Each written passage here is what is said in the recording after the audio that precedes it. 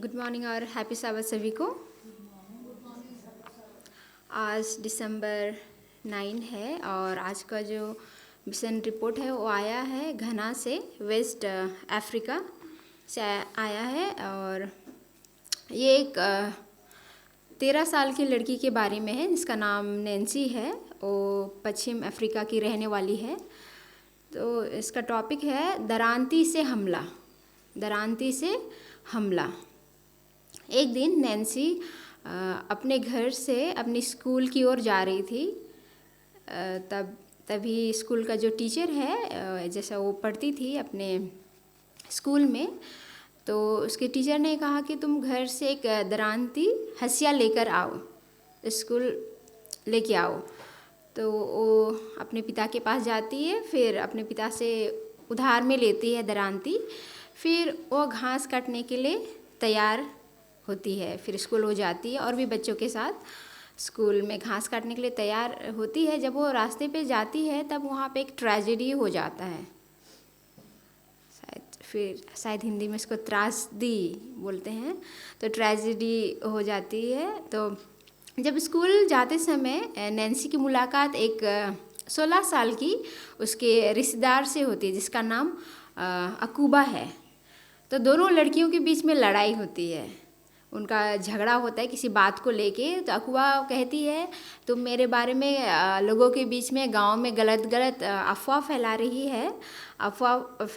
है। तो उसके बीच में तो नैन्सी बहुत गुस्सा होती है, मैं ऐसा कुछ नहीं कर रही हूँ, नैन्सी बोलती है। फिर उनके बीच में बहुत झगड़ा होता है। तो उसी बीच उनका जो झगड़ा होता है वो बहुत ही ज़्यादा गुस्से में सब दोनों आ जाते हैं। तो दोनों लड़कियों को झगड़ते हुए देख के कोई जाके उसके पिता को सूचना देता है, बताता है कि आपके बेटी और आपका जो रिश्तेदार अकूबा है उनके बीच में लड़ाई हो रही है। तो उसका पिता वहाँ पे आ जाता है कि तुम दोनों क्यों लड़ रहे हो। फिर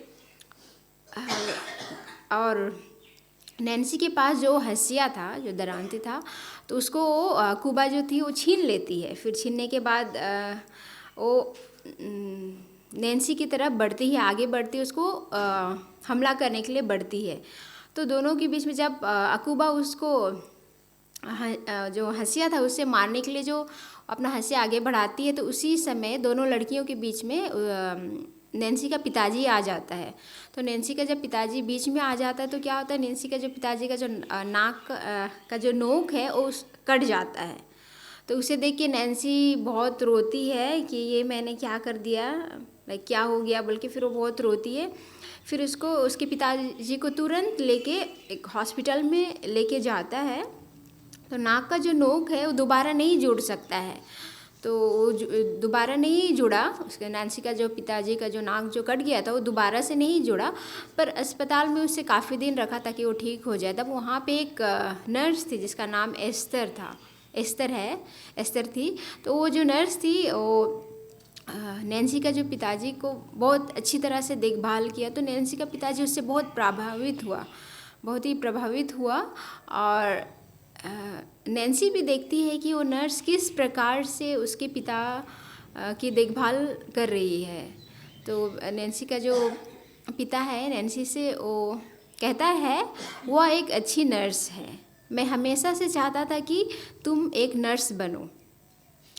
फिर नैन्सी ने देखा कि नर्स ने उसके पिता को कितनी देखभाल की, वह भी प्रभावित हुई। तो उसने नर्स बनने का संकल्प लिया।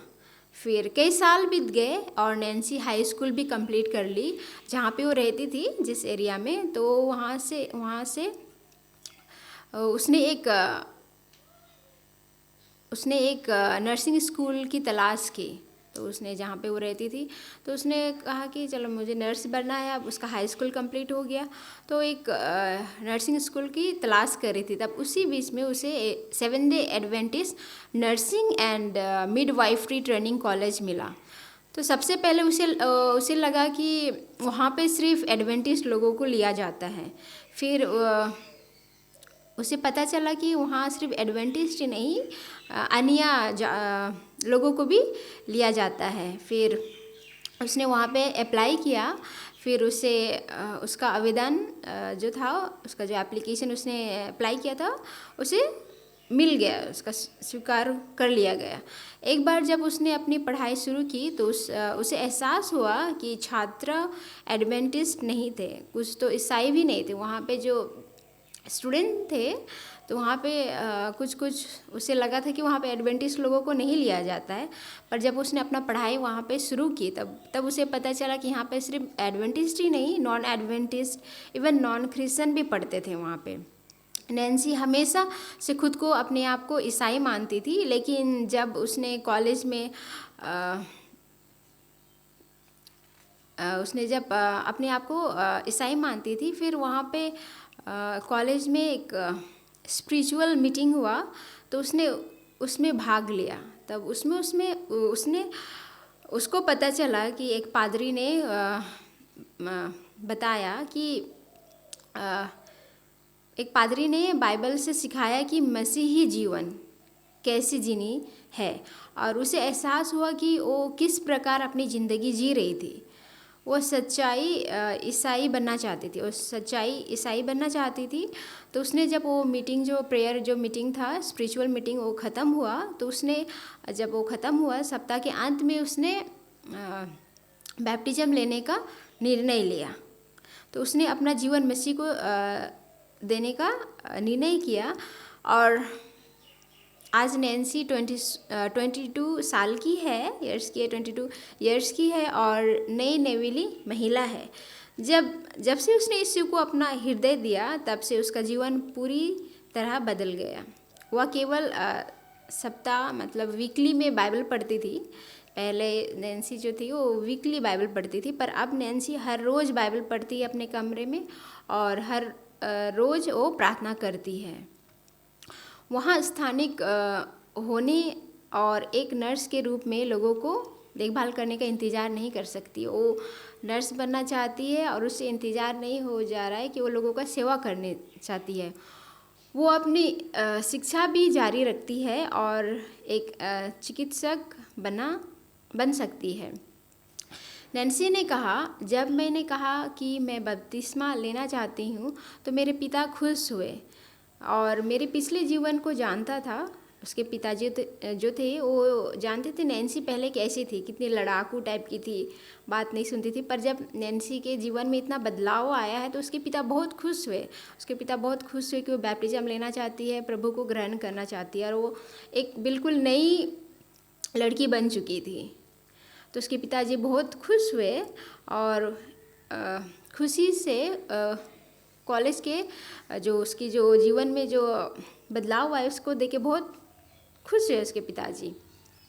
और इसमें कहा जाता है कि आपके 13वें साबत दान के द्वारा seventh day Adventist nursing and midwifery training college जहाँ नैन्सी पढ़ती है वो को नई कक्षाओं और श्यान ग्रहों के निर्माण के साथ विस्तार करने में मदद मिलेगी। मतलब वहाँ पे अभी पहले जो कॉलेज था, पहले जब 2015 में वो स्टार्ट हुआ था उस समय सिर्फ 22 स्टूडेंट थे वहाँ पे। फिर जाके वहाँ पे लगभग 770 स्टूडेंट है, और उनमें से 30% स्टूडेंट सिर्फ एडवेंटिस्ट है, बाकी 70% वहाँ पे नॉन एडवेंटिस्ट है। और तो इसमें कहा गया है कि 13वें साबत का जो दान होगा उनके जो स्कूल उनके जो कॉलेज है उनको बड़ा करने में मदद मिलेगी।